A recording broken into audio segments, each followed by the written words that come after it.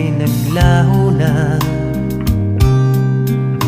Buhat ng mawalay, nawalan na ng pag-asa. Lungkot at pagkalumbay ang lagi kong kasama.